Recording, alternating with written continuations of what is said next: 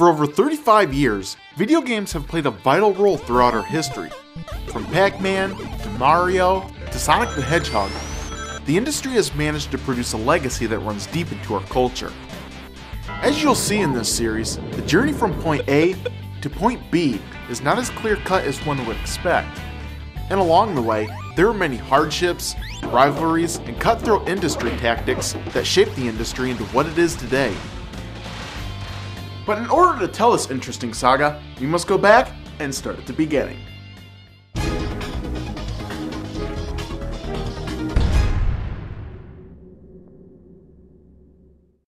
Back in 1961, computers were just emerging as a new technology, and one of the few places you could even find one was at the MIT University. During that same year, a student by the name of Steve Russell started work on a computer program that was revolutionary for its time. What he ended up creating was a video game called Space War. Now the game shown here is not an exact replica of the original, but it's pretty darn close. Space War is a two-player game that allows each player to take control of a tiny spaceship, and it becomes your mission to destroy the other player by shooting at him before he can destroy you. Hell yeah! But aside from avoiding the other player's attacks, you'll also have to worry about this small dot in the center of the screen, which represents the sun. And if you accidentally touch it, you die. The sun also has its own gravitational pull, so if you travel too close to it, you'll get sucked in and killed! What a bitch.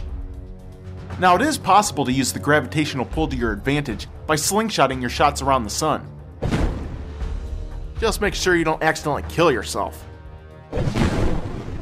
Oh brother. One of the cool aspects about this game is that whenever you're on the verge of being killed or destroyed, all you have to do is press the hyperdrive button and your ship will disappear from the screen.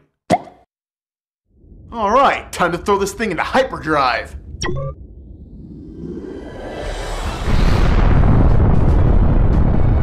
But be forewarned that once you disappear, you can randomly reappear anywhere on the screen.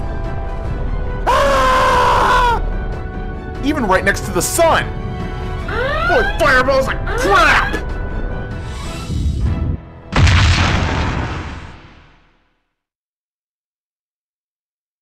How come this never happens to Captain Kirk? The game Space War was an instant hit around campus, but sadly, Steve wouldn't be able to make a dime off his invention since Space War just couldn't be marketed.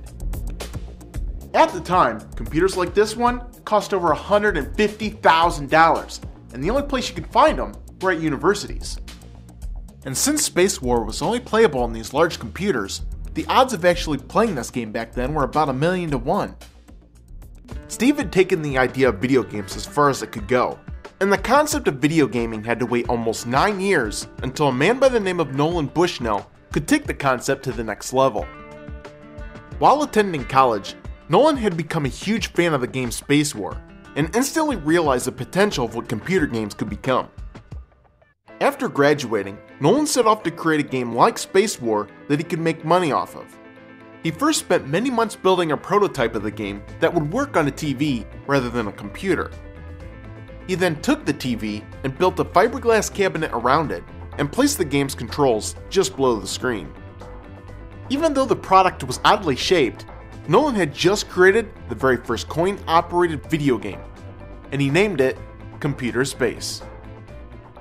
Now believe it or not, there are actually two different versions of Computer Space that were made, the one-player and the two-player game.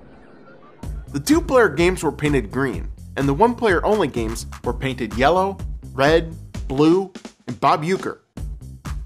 Now dropping a quarter into this machine would buy you 90 seconds of playtime. In a one-player game, you take control of a spaceship, and it's your job to fly around the screen and destroy as many alien spaceships as you can before the timer runs out. Fire torpedoes! Hell yeah! But the two-player game, on the other hand, becomes an all-out dogfight between you and the second player. Just like in Space War, the objective is to kill the other guy as many times as possible. But this time, a point system has been added to the game, just so you can keep track of how many times you beat the crap out of the other player. Once the timer runs out, it's time to tally up your score. Okay, let's see here. My score is 2 and the other player has 64? Yes, up yours, bitch! Sadly, the game Computer Space never caught on, and it was most likely caused by the game's complicated controls. Since each ship had to be controlled by a set of 4 buttons, it was just a little bit too much for people to absorb. If Nolan learned anything from this experience, it was that he would have to keep things simple if he wanted a game to catch on.